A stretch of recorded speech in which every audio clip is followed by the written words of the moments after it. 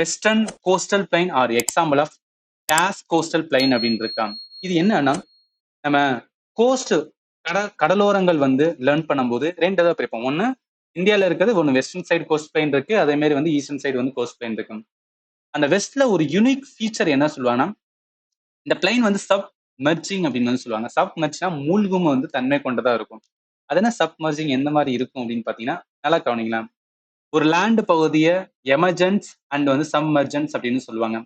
சப்மர்ஜென்ஸ் means என்னன்னா தண்ணி கடல் தண்ணி மேல் நோக்கி வந்துடும். அதாவது என்ன அந்த லேண்ட் பகுதியை விட அந்த ஓஷனோட வாட்டர் பகுதி மேல் நோக்கி வந்துடும், ரைட்டா? அதனால என்ன அந்த லேண்ட் பகுதி மூழ்கி இருக்கு, இந்த லேண்ட் பகுதி மூழ்கி இருக்கு.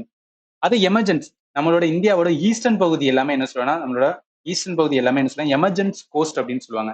இங்க என்னன்னா தண்ணி வந்து அதாவது கடல் தண்ணி வந்து ரொம்ப கீழே போயிருக்கும். அதுல என்ன லேண்ட் ரொம்ப மேல் நோக்கி இருக்கிற மாதிரி இருக்கும், ஒரு ஸ்லோப் மாதிரி வந்து ஃபீல் இருக்கும்.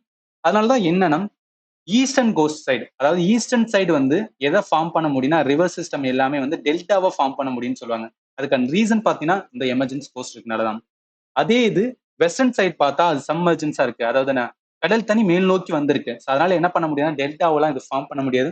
அதுக்கு பதிலாக எஸ்துரி அப்படின்னு சொல்லுவாங்க. ஸோ எஸ்துரி என்பது ஜஸ்ட் ரிவரோட வந்து கலக்கிற இடம் மாதிரி, அதுதான் எஸ்துரி அப்படின்னு சொல்றது. இதெல்லாம் ஃபண்டமெண்டல் கிளாஸாக தான் நான் உங்களுக்கு வந்து நான் ப்ராப்பரா வந்து சொல்லுவேன். இந்த இதில் நீங்க டக்கு டக்குன்னு புரிஞ்சுக்கணும். எனக்கு கொஸ்டின்ஸ் பார்த்துட்டு இருக்கோம், அதனாலதான்.